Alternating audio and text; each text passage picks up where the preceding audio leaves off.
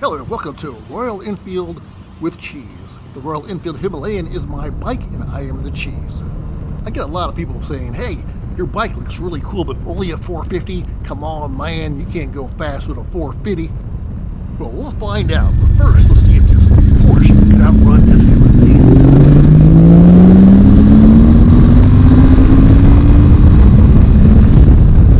Yeah, I did get the jump, but the truth of the matter is, the guy was in the wrong gear. The guy? Who's the guy? You talking about yourself? No, not me.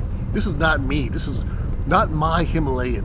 This looks just like my Himalayan, set up the exact same way, going the exact same route that I always take, so I'm very familiar with the route, but he is not me. This is some other guy.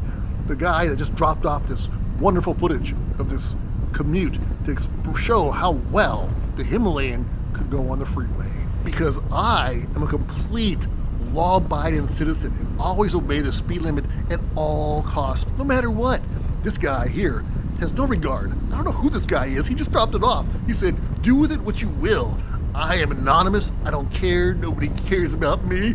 I said, I care about you. But he still would not remove the mask. Whoever he was, thank you for the footage.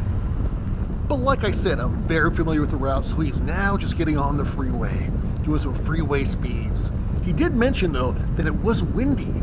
He had some really strong gusts, and yet he was still able to maintain control. He actually said he enjoys the wind. What a kook he is. The Royal Enfield is a very interesting bike. It reminds me of my first bike. I had a DR650 by Suzuki, which was a dual sport.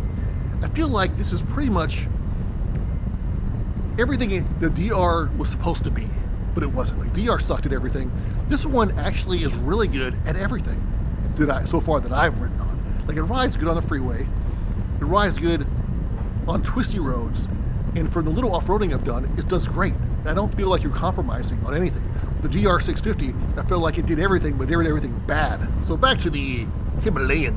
Speed-wise, it's supposed to do 0-60 in, I believe, about 5.6 seconds. So it's pretty fast. Like comparing to the KLR 650, which I was really looking into, it does it like it's in 8 seconds, and that's a 650. Now, why? I don't know. It's more modern. Another thing that's really cool about this bike is it's only a single, but it revs really high. It has high RPMs. So it feels like a twin. When you're riding it, you don't think you're on a thumper, you think you're on a twin. And I think it's because it revs really high and really smoothly too. Not crazy boring smooth, but a fun, engaging smoothness where you can feel it, but it's not like a thumper. That's a big difference. It's hard to explain. Another interesting characteristics of the motor is it actually feels smoother as you're revving it higher. I feel like it's more buzzy at around 60, 65, but smooths out at 70, 75. Okay, so it's got the power for the freeway. Does it have the comfort and the control? Well, what I find is that it rides better on blacktop. I think it's for most motorcycles. When you're on the freeway, they have those freeway grooves.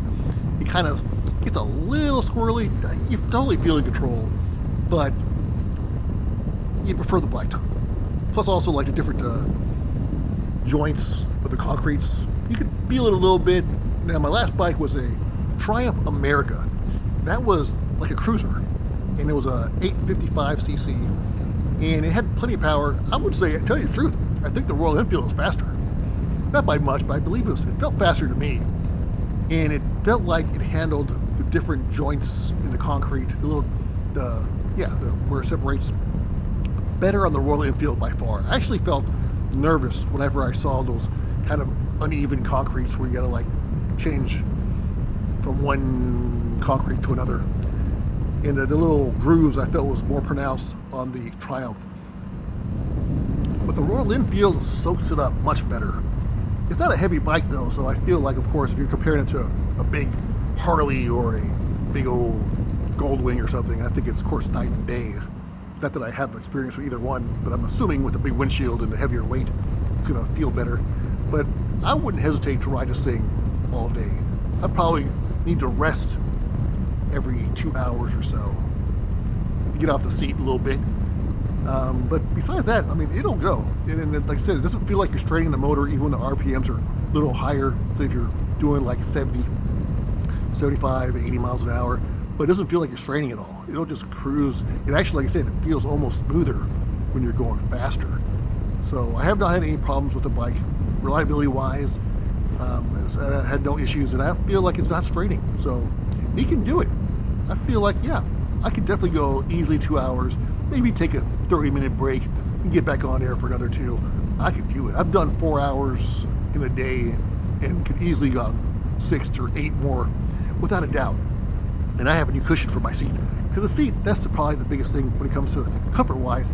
The seat, the stock seat, isn't super comfortable. So I got a cushion for it. It makes it better, but I do feel like there's a forward slant that makes you slide a little bit. Sometimes, depending on your pants, or I don't know, it just seems like it varies a little bit from me on different days.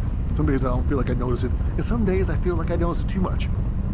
My only real complaint, to tell you the truth, and the mirrors, they were moving around a little bit when I first got the bike, but I feel like they're not doing that anymore, but I probably will end up getting some new mirrors.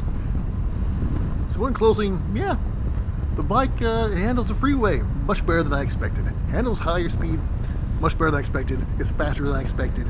It's more fun and comfortable than I expected. Doesn't burn any oil when you're on the freeway. Yeah, so far so good, knock on wood. Get yourself a Royal Enfield Himalayan. Go drive around the world like they're meant to. Go up the Himalayas like I haven't done and probably will never do. Would like to do. So if you have an extra ticket, let me know. I will go. Thanks for watching. Royal Enfield with cheese. Watch the rest of the video. Why not? Hey, hit like and subscribe as well. That really helps the algorithm out. This is a brand new channel. I enjoy doing videos. I definitely get more motivated when I get more views and more subscribers. So thanks again for watching Royal Enfield with cheese. And by the way, my name is Paul. Thanks for watching. And of course, thanks to the unknown masked rider of this bike who gave us this great video. He risked his life on these crazy Florida, Tampa highways. They're actually quite beautiful